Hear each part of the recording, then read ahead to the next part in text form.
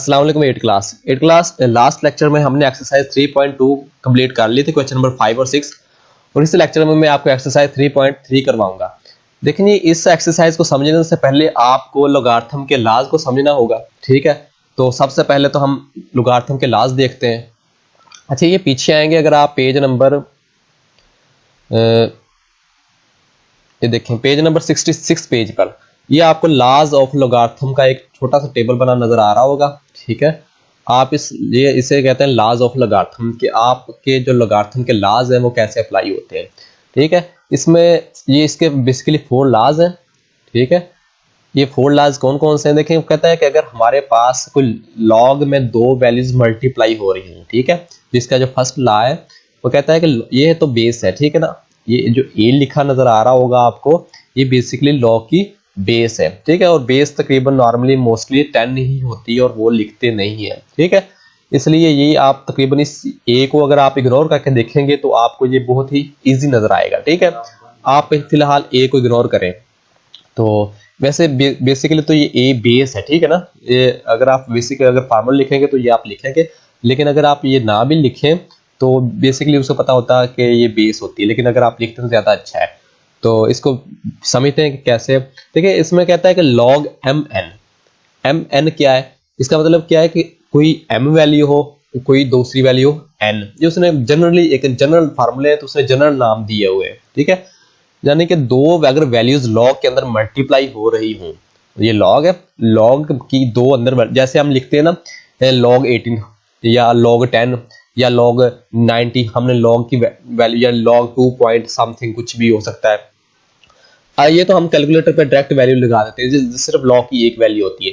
लेकिन वो कहता है कि अगर log की दो वैल्यू, फॉर एग्जांपल हम लिखते हैं log ब्रैकेट्स के अंदर 2 मल्टीप्लाई 10। अब देखिए, एक वैल्यू 2 है और सेकंड वैल्यू कौन सी है 10, 2 मल्टीप्लाई 10।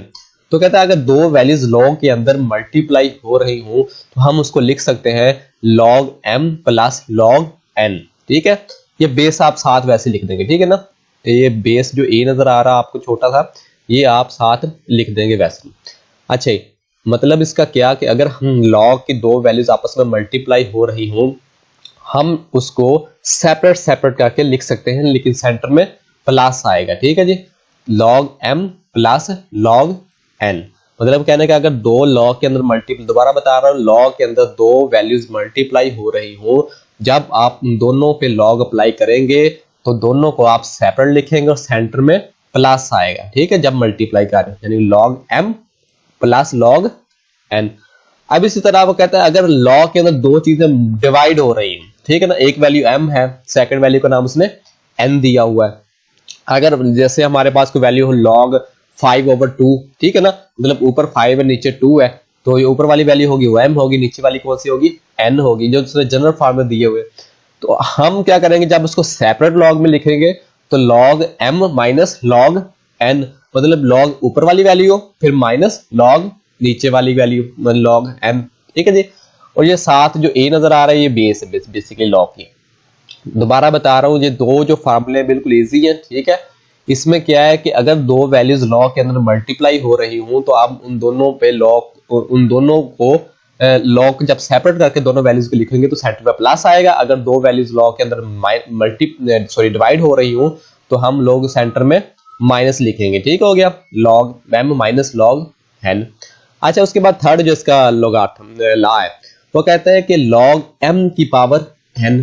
देखिए, ये जो नजर आ रहा है ये हर जगह बेस है, इससे घबराना नहीं है, ठीक है ना। ये log की बेस होती है, मैंने आपको लास्ट लेक्चर में बताया था log की बेस क्या होती है। तो हम बेसिकली देखते हैं log m की पावर n। जैसे फॉर एग्जांपल हमारे पास log 5 की पावर 5 का स्क्वायर ले लें, ठीक है ना, log 5 का स्क्वायर, तो log जो m होगा वो 5 होगा, जो स्क्वायर पावर होगी वो n होगी। कहता है अगर हम किसी नंबर का log ले रहे हैं और उसका पावर भी है, ठीक है ना, हम उसको कैसे लिख सकते हैं, हम उसकी जो पावर होगी, ये जो पावर है उसको शिफ्ट कर लेंगे पहले, ठीक है। जैसे इज इक्वल टू उसने लिखा हुआ है n log m, ठीक है जी। मतलब क्या कि पावर आप पहले लिख लेंगे।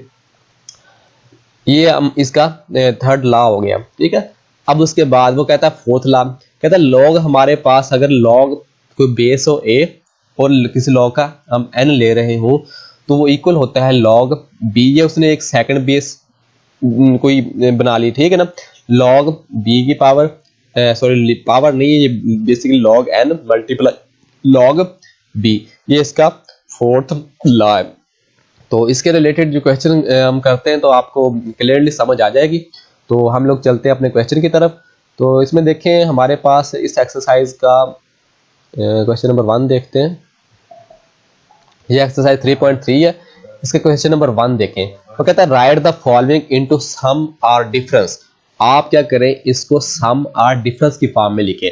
देखिए ये इसी पे आपने फॉर्मूले वही अप्लाई करने हैं, जैसे मैंने अभी आपको बताया ना कि लॉग के अंदर दो चीजें मल्टीप्लाई हो रही हैं। जैसे लॉग, ये दोनों चीजें आपस में क्या हो रही है, मल्टीप्लाई हो रही है, और ये लॉग की दो वैल्यूज की आपस में डिवाइड हो रही है, और ये जो थर्ड है इसमें दो मल्टीप्लाई भी हो रही है और डिवाइड भी हो रही है, फिर ये पावर में आ जाता है। तो इसको आपने उसी तरह लॉज अप्लाई करने और इसको सॉल्व करना है। तो इसका क्वेश्चन नंबर 1 का फर्स्ट पार्ट देखते हैं। देखिए ये एक्सरसाइज 3.3 के क्वेश्चन नंबर 1 है, ठीक है। कहता है right the following into some और difference log A multiply B. अब आपने इसको सम और डिफरेंस का मतलब क्या है कि आप जब लॉगरिथम अप्लाई करेंगे, जाहिर बात है दो चीजें मल्टीप्लाई हो रही तो सेंटर में प्लस आएगा, अगर दो चीजें डिवाइड हो रही हैं तो सेंटर में माइनस आएगा। अब लॉग ए मल्टीप्लाई बी, इसका जब सोल्यूशन लिखेंगे log A multiply B is equal to आएगा लॉग ए। ये लॉग ए कैसे आ गया, ये हमने वही लॉगरिथम का लॉ अप्लाई किया है, ठीक है। तो लॉग ए प्लस लॉग बी, यानी कि जब आप दो चीजें आपस में मल्टीप्लाई हो रही दोनों को सेपरेट लिखेंगे तो सेंटर में प्लस आएगा। लॉगरिथम का जो फर्स्ट लॉ था ये उसी के लिहाज से लिखा है। अच्छा, इसका जो सेकंड पार्ट है वो भी बिल्कुल उसी तरह, इसमें सेकंड लॉ आएगा। कैसे देखें, दो चीजें आपस में डिवाइड हो रही है, ऊपर वाली लॉग एम है, नीचे वाला लॉग एन है। अच्छा, इधर बेस नजर नहीं आ रही होगी, ऐसा ही ना आपको, जो लॉगरिथम के लॉ के टेबल में आपको इधर ए भी नजर आ रहा था, वो ए बेसिकली बेस है। और जिधर बेस ना लिखी हुई हो, यानी कि इधर देखें ना इसके लॉ के साथ बेस नहीं लिखी हुई, इसका मतलब है इसकी बेस मैनुअल 10 है, ठीक है ना। तो जिधर कोई बेस नजर ना आ रही हो तो उसकी बेस 10 होती है ऑटो, ठीक है। अगर कोई बेस आपको वो लिखी हुई है तो इसका मतलब उसकी बेस चेंज है। अच्छा, ये तो अब आगे इसको देखते हैं कि log 15.2 डिवाइडेड बाय 30.5। देखें दो चीजें आपस में डिवाइड हो रही हैं, तो जब डिवाइड हो रही होंगी तो सेकंड लॉ क्या कहता है कि जब जो चीजें डिवाइड हो रही है तो जब आप log को दोनों को सेपरेट लिखेंगे log की वैल्यूज को, तो सेंटर में माइनस आएगा। तो ये log 15.2 माइनस log 30.5, ठीक है जी, इसका सेकंड पार्ट। अब इसके बाद इसका थर्ड पार्ट देखते हैं। तो ये भी बिल्कुल इसी तरह, इसमें मल्टीप्लाई भी हो रहा है और डिवाइड भी हो रहा है। तो हम लोग इसको कैसे लिखेंगे, पहले मल्टीप्लाई कर लें। देखें दो चीजें आपस में मल्टीप्लाई हो रही ना, तो हम लिख सकते हैं log 21 मल्टीप्लाई 5 ऊपर वाली वैल्यू, फिर डिवाइड की जगह माइनस log 8, ठीक है। और ये भी आपको पता है कि दो log के अंदर चीजें मल्टीप्लाई हो रही तो फिर सेंटर में प्लस आता है। तो log 25 प्लस log 5, जब इन दोनों को आप सेपरेट लिखेंगे log 25 plus log 5 minus log 8, तो ये इसका आंसर आ गया। अच्छा, इसके बाद इसका फोर्थ पार्ट देखते हैं। देखिए फोर्थ पार्ट में वो क्या कह रहा है, कहता है log क्यूब रूट है 7/15। तो जब आप क्यूब रूट को, ये हमारे पास रेडिकल फॉर्म में दिया हुआ है, जब इसको एक्सपोनेंशियल फॉर्म में लिखेंगे तो log under root 7/5 is equal आता है log 7/15 की पावर 1/3, ठीक है। अब इसको एक्सपोनेंशियल फॉर्म में चेंज कर दिया। तो ये आपको पता है इसमें अब थर्ड लॉ यूज हो रहा है। लॉ का क्या थर्ड लॉ है, कहता है कि अगर हमारे पास log की कोई पावर हो, ठीक है ना। आप देखिए ये 1/3 क्या है, log जिसका हम ले रहे हैं उसकी पावर है। वो कहते हैं ये हम क्या करेंगे, जब इसको अब लॉगरिथम लॉ अप्लाई करेंगे तो ये 1/3 log से पहले आ जाएगी, तो 1/3 log 7/15, ठीक है। अब 1/3 वैसे का वैसे, और इस पे आप log अप्लाई कर दें। देखिए log दो चीजें डिवाइड हो रही हैं तो क्या आएगा, माइनस आएगा सेंटर में, log 7 माइनस log 15, ठीक है जी। अब आपने क्या करना है, 1/3 को दोनों के साथ अंदर मल्टीप्लाई कर देना है। 1/3 log 7 माइनस 1/3 log 15, ये इसका आंसर आ जाएगा, ठीक है जी। अब इसके बाद हम लोग इसका फिफ्थ पार्ट देखते हैं। अच्छा, ये 5 पार्ट में वो क्या कहता है, ये भी बिल्कुल उसी तरह ही है। हम कहता है log 22 की पावर 1/3 डिवाइडेड बाय 5 की पावर 3 है।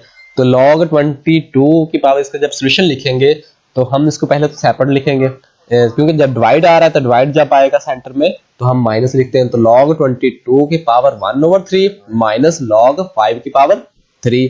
अब आपको पता है कि पावर अगर किसी लॉग की हम ले रहे हैं तो पावर पहले आ जाती होती है, तो 1/3 पहले आ गया, उसके बाद log 22 माइनस ये पावर 3 है तो 3 पहले आ गया log 5, तो ये इसका आंसर आ गया।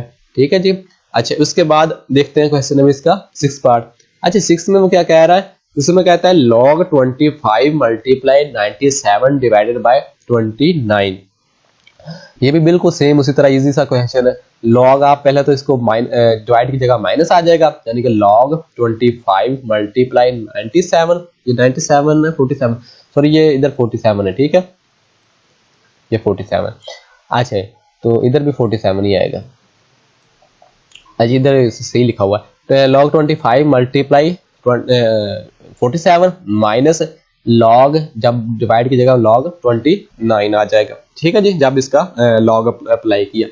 अब इसमें देखें ये हमारे पास मल्टीप्लाई हो रहा है, इसमें दोबारा लॉगार्थम का लॉ अप्लाई कर दें। क्या जी, log 25 मल्टीप्लाई हो रहा है तो प्लस आएगा, log 25 प्लस log 47, तो ये इसका आंसर आ गया जी। ठीक है जी, आई होप आप लोगों को समझ आ गई होगी।